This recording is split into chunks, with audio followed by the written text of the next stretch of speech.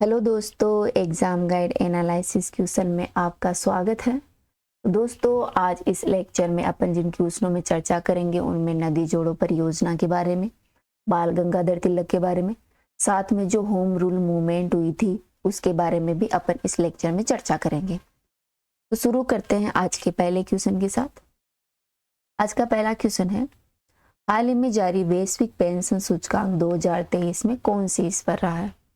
तो बताइए, हाल ही में एक संस्था है उसने वैश्विक पेंशन सूचकांक जारी किया है, इनमें से बताइए कौन सा देश शीर्ष पर है जिसे प्रथम स्थान मिला है?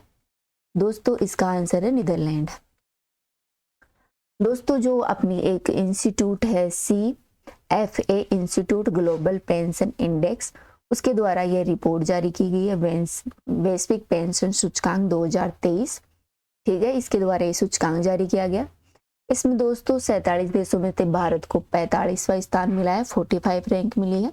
पिछले साल 2022 में भारत को 44 रैंक मिली थी, इस बार यह बढ़कर 45 हो गई है। ठीक है, स्कोर मिला है। दोस्तों, इसमें नीदरलैंड है वो शीर्ष स्थान पर रहा है, इसके बाद में आयरलैंड और डेनमार्क का स्थान आता है। दोस्तों, ये जो इंस्टीट्यूट ग्लोबल पेंशन इंडेक्स है, इसे विश्व भर में सेवानिवृत्त आय प्रणालियों को मापता है और प्रत्येक प्रणाली में कमियों को उजागर कर सुधार के संभावित क्षेत्रों का सुझाव देता है।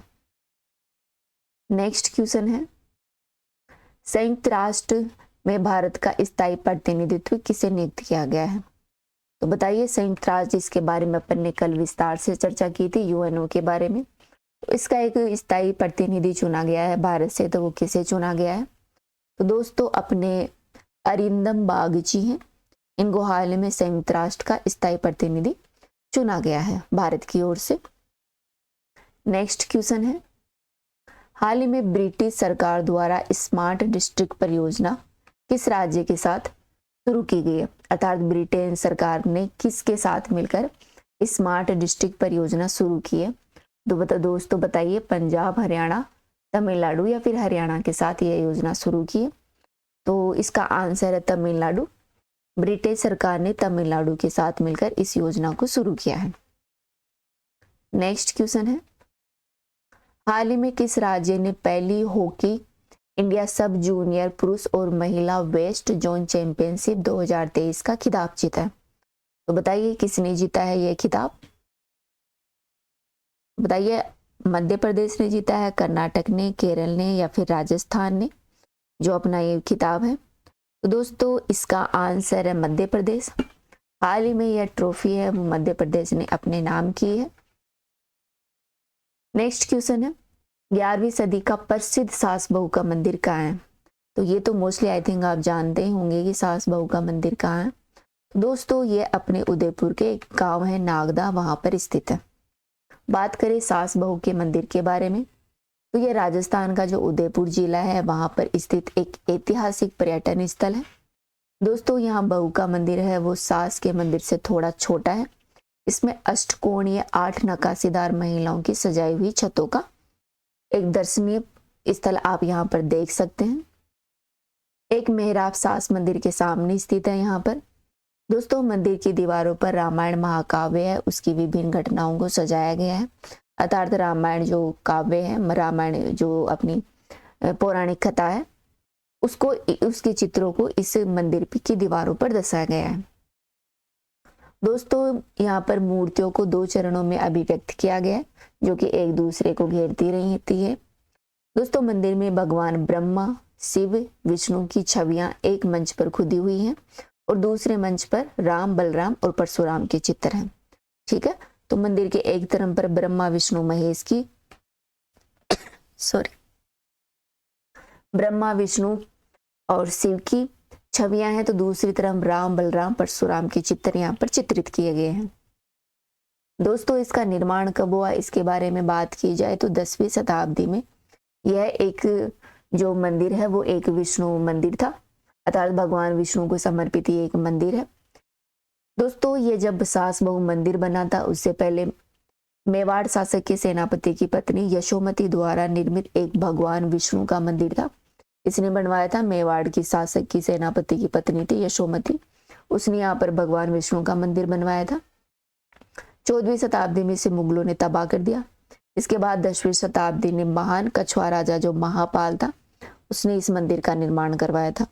इसने करवाया था, कछुआ शासक ने करवाया था, महापाल ने इसका निर्माण करवाया था, जो कि भगवान विष्णु को समर्पित है। दोस्तों ये अपना नेशनल हाईवे 8 है जो उदयपुर से निकलता है।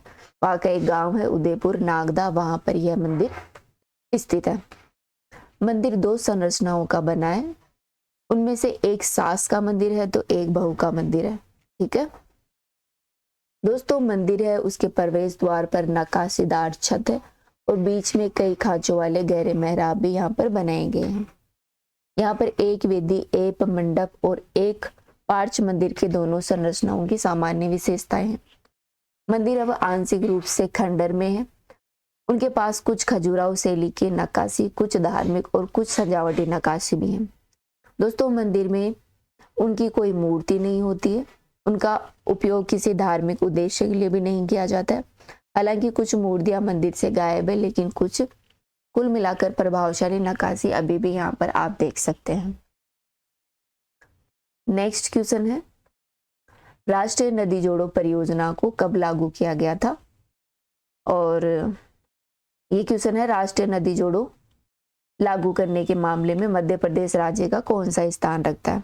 तो दोस्तों हाल में एक रिपोर्ट आई थी नदी जोड़ो परियोजना पर, उसमें बताया गया है कि मध्य प्रदेश कौन से स्थान पर है जिसने नदी जोड़ो परियोजना में अपना योगदान दिया है। तो दोस्तों मध्य प्रदेश पहले स्थान पर है जो नदी जोड़ो परियोजना में पार्टिसिपेट कर रहा है।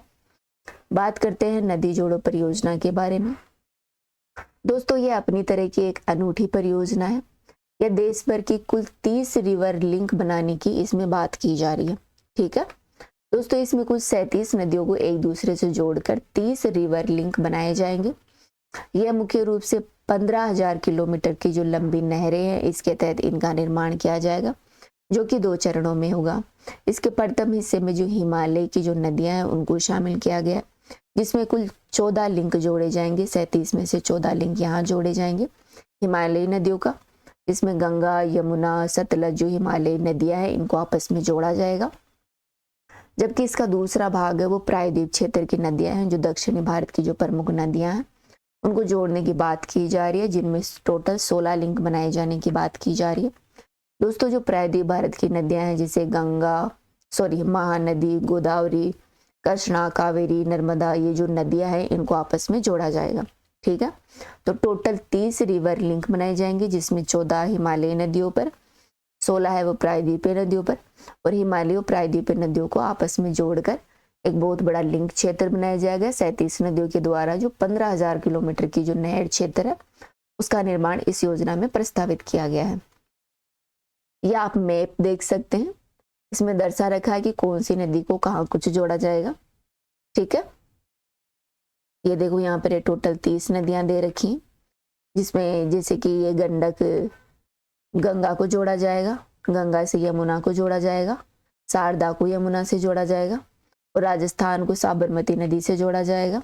भाई जो अपनी गंगा है वो दामोदर और सुबनसिर रेखा इनको आपस में जोड़ा जाएगा। ठीक है, अर्थात इसका मकसद ये है कि जो नदियां हैं जो अपने भारत में बाढ़ वगैरह आ जाते हैं उस पानी का यूज किया जाए, और जो सूखे क्षेत्र रह जाते हैं वहां पर पानी पहुंचाया जाए, खेती को बढ़ावा दिया जाए, और जो पेयजल की समस्या है लोगों के सामने उसका समाधान किया जाए। दोस्तों नदी जोड़ो परियोजना की टाइमलाइन के बारे में बात की जाए तो भारत में नदी जोड़ने का जो पहली बार विचार आया था वो 1858 में मद्रास प्रेसिडेंसी के एक मुख्य अभियंता थे सर आर्थर कॉटन के द्वारा दिया गया था। ठीक है, किसके द्वारा दिया गया था? सर आर्थर कॉटन ने दिया था 1858 में। मद्रास प्रेसिडेंसी के ये अभियंता थे, इन्होंने कहा था कि जो भारत की नदियां हैं उनको आपस में जोड़ा जाए। दोस्तों इसमें कंपनी का उद्देश्य था कि वो बंदरगाहों की तक सुविधा प्राप्त हो सके, और जो दक्षिण पूर्वी प्रांत है वहां पर जो बार बार सूखा पड़ता है उससे निपटारा कर सके। ठीक है, इसके बाद 1960 में तत्कालीन सिंचाई और अपने ऊर्जा मंत्री थे KL राव। इन्होंने प्रस्ताव रखा था कि जो अपनी गंगा नदी है और कावेरी नदी है इनको आपस में जोड़ दिया जाए, तो जो सूखे क्षेत्र हैं जहां पर पानी की कमी है उनको राहत पहुंचाई जा सके। बाद में 1982 में जो अपनी तत्कालीन प्रधानमंत्री थी श्रीमती इंदिरा गांधी जी, इन्होंने राष्ट्रीय जल विकास agency, national water development agency की स्थापना की थी 1982 में। ठीक है। 2002 में सुप्रीम कोर्ट ने एक निर्णय दिया जिसमें कहा कि जो नदी जोड़ने की जो परियोजना है, आपस में नदियों जोड़ने पर सरकार को ध्यान देने की आवश्यकता है। दोस्तों 2003 में सुप्रीम कोर्ट के निर्णय के आधार पर केंद्र सरकार ने एक टास्क फोर्स का गठन किया। फिर 2014 में केन बेतवा नदी जोड़ो परियोजना को कैबिनेट सरकार ने मंजूरी दी। तो बताओ केन बेतवा जो नदी जोड़ो परियोजना है वो कब आई? वो आई थी 2014 में। ठीक है। हालांकि जो केन बेतवा नदी परियोजनाएं थी उसमें जो पर्यावरणविद इन्वायरमेंट का जो लोग सपोर्ट करने वाले थे, इन्होंने इस प्रोजेक्ट की आलोचना की।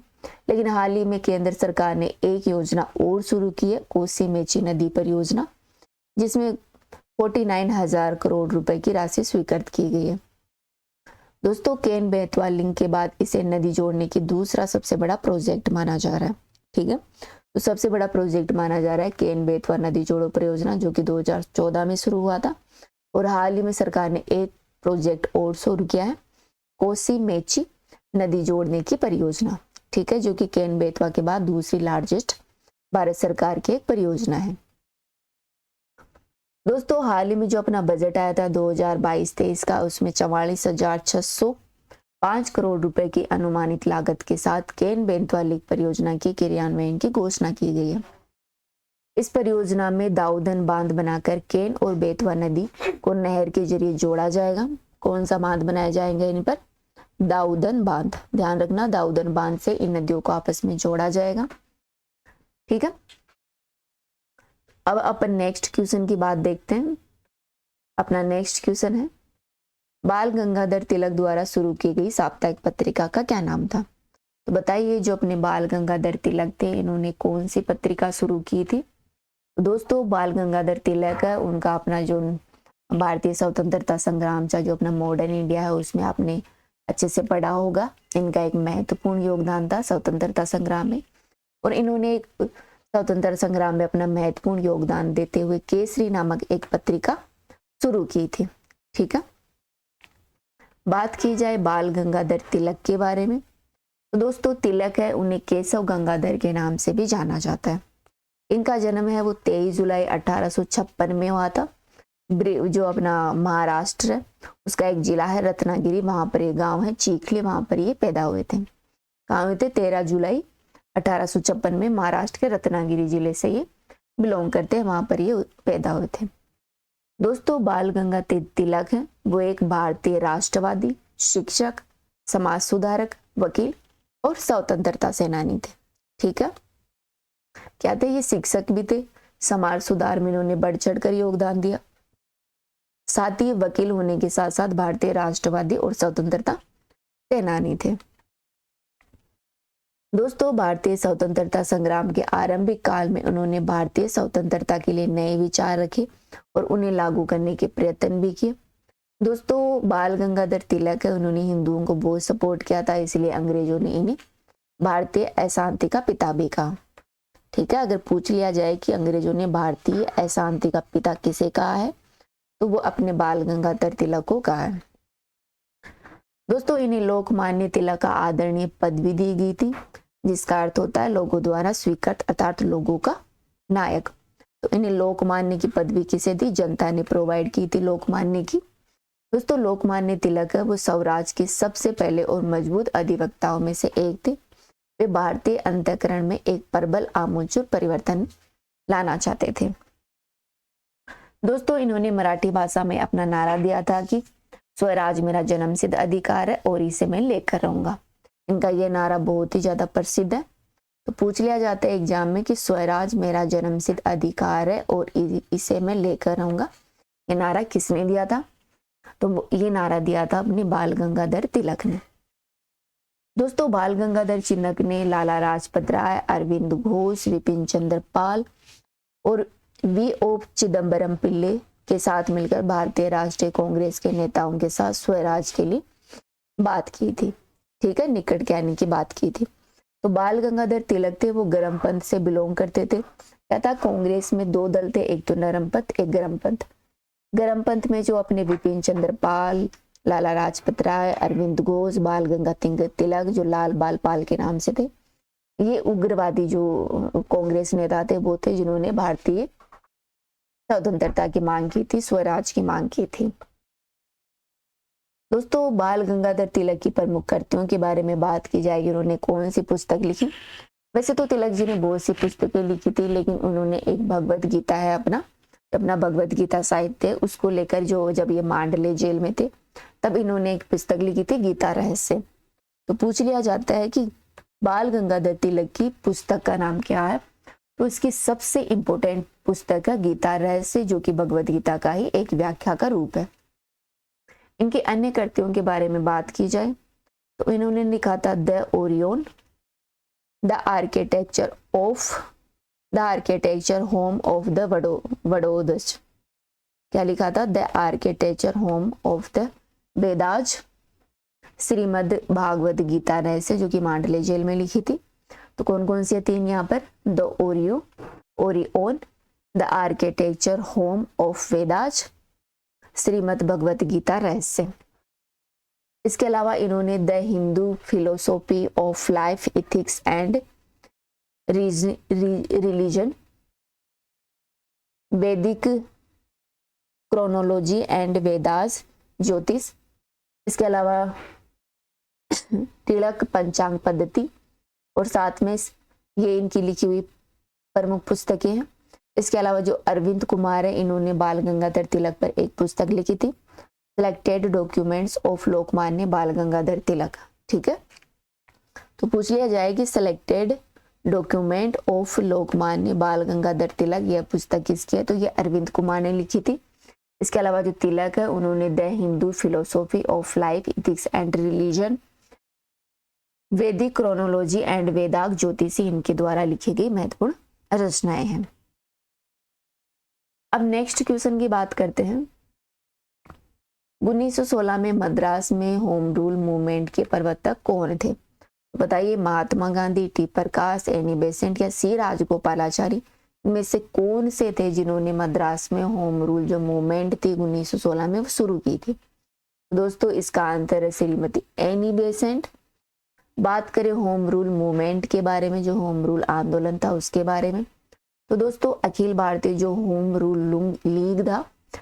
लीग था, ये एक राष्ट्र नीतिक संगठन था, राष्ट्र को समर्पित एक संगठन था, जिसकी स्थापना 1916 में बाल गंगाधर तिलक द्वारा की गई थी, जो भारतीय स्वशासन के लिए राष्ट्रीय मांग का नेतृत्व करता था। ठीक है, भारत को ब्रिटिश राज में एक डोमिनियन का दर्जा प्राप्त करने के लिए ऐसा किया गया था, अर्थात इसका प्रमुख उद्देश्य था भारत को एक डोमिनियन राज्य का दर्जा दिलाने के लिए। तो पूछ लिया जाता है कि होम रूल जो आंदोलन है उसने कौन से राज्य की बात की थी, तो उन्होंने जो डोमिनियन स्टेट है उसकी सबसे पहले बात होम रूल आंदोलन ने की थी। इसकी स्थापना 1916 में बाल गंगाधर तिलक ने की थी। दोस्तों उस समय ब्रिटिश साम्राज्य के भीतर ऑस्ट्रेलिया, कनाडा, दक्षिण अफ्रीका, न्यूजीलैंड और जो न्यू फाउंडलैंड में डोमिनियन के रूप में स्थापित हो गए थे, इसलिए उन्होंने भी मांग की कि भारत को भी एक डोमिनियन राज्य का दर्जा दिया जाए। दोस्तों प्रथम विश्व युद्ध के आरंभ होने पर भारतीय राष्ट्रीय कांग्रेस के जो नरमपंथी नेता थे, उन्होंने निश्चय किया था कि ब्रिटिश सहायता करने का निश्चय किया था।